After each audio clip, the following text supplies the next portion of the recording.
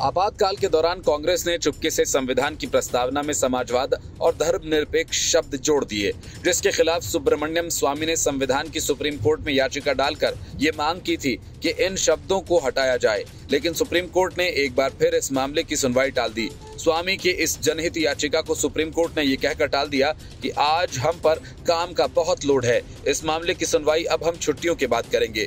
Court में जैसे ही सुनवाई शुरू हुई, याचिकाकर्ता ने इसे संविधान का मुद्दा बताया और कहा कि मिलॉर्ड, इस मामले में जो भी सवाल हैं हमसे पूछे जाएं, उनका हम जवाब देना चाहते हैं।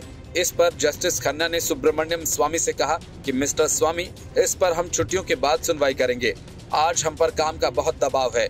फरवरी में हुई पिछली सुनवाई में जस्टिस खन्ना ने पूछा था कि क्या संविधान की प्रस्तावना को 42वें संशोधन समाजवाद और धर्मनिरपेक्ष शब्दों को शामिल करने के लिए किए गए संशोधन से पहले भी संशोधित किया जा सकता था और उन शब्दों को अंगीकार करने की तारीख को बरकरार रखा जा सकता था। इसके बाद मामले को अप्रैल तक चला दिया गया था। सुब्रमण्यम स्वामी ने अपनी याचिका में कहा था कि आपातकाल के दौरान 1976 में 42वें संविधान संशोधन अधिनियम के जरिए संविधान की प्रस्तावना में शामिल किए गए समाजवादी और धर्मनिरपेक्ष शब्द 1973 में 13 न्यायाधीशों की पीठ द्वारा प्रसिद्ध केशवानंदानी भारती फैसले में संविधान की मूल संरचना सिद्धांत के बारे में की गई व्याख्या का उल्लंघन है। स्वामी ने अपनी याचिका में तर्क दिया कि केशवानंदानी भारती मामले के तहत संविधान के संशोधन करने की संसद की शक्ति को संविधान की मूल भावना से छेड़छाड़ करने से रोक दिया गया था। स्वामी ने अपनी याचिका में ये भी तर्क दिया कि प्रस्तावना में इस तरह के शब्दों को जोड़ने की प्रक्रिया अनुच्छेद 368 के तहत संसद की संशोधन शक्ति से अलग है।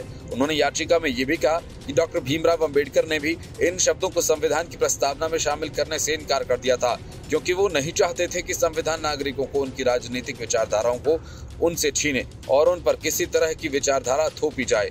राज्यसभा सांसद और भारतीय कम्युनिस्ट पार्टी के नेता बिनोय विश्वम स्वामी की याचिका का विरोध कर रहे हैं। उनका तर्क है कि धर्मनिरपेक्षता और समाजवाद संविधान की अंतर्निहित और बुनियादी विशेषताएं हैं। Bureau report, news of India.